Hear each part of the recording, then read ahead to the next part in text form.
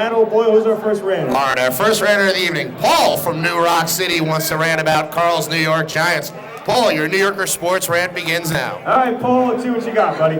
A lot of people want to put the blame on Bill Sheridan, others on the players not executing. My blame goes to GM Jerry Reese, and here's why. Before the season started, everybody knew that the Giants were real deep in the trenches, but the two safeties were a concern if, heaven forbid, Michael Johnson or Kenny Phillips ever went down. There was no contingency plan. They didn't sign quality backups. All they had was CeCe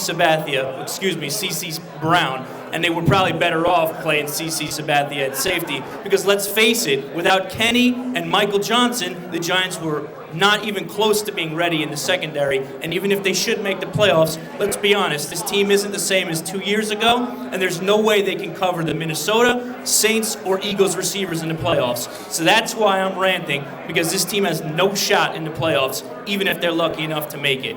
All right, very good rant. Carl, let you handle this before I put my 2 cents in, since you're the expert. All right, my question to you is, when they started the season, the defensive backfield that they had was healthy. Would you say it was better or worse than last year's?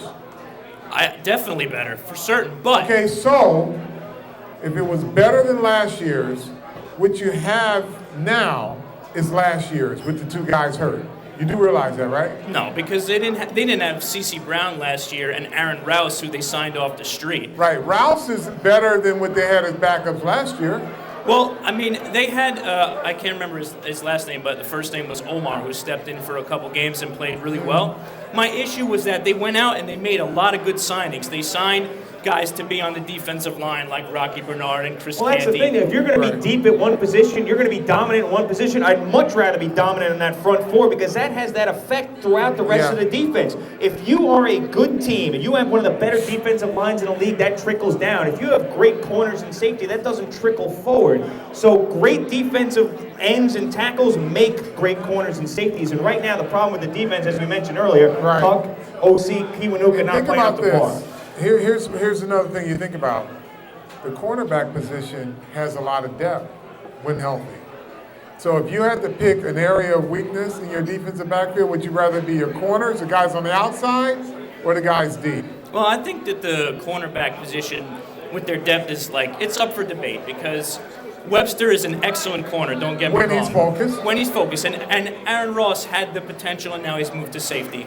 And, just this year he's at safety. And I definitely like Terrell Thomas moving forward because he's learning the position and he's getting better game to game. Right. The only Dockery is a guy who can play. He's been hurt all year for the most part. But the problem I found is that they had a lot of depth in the defensive front four already going into the season.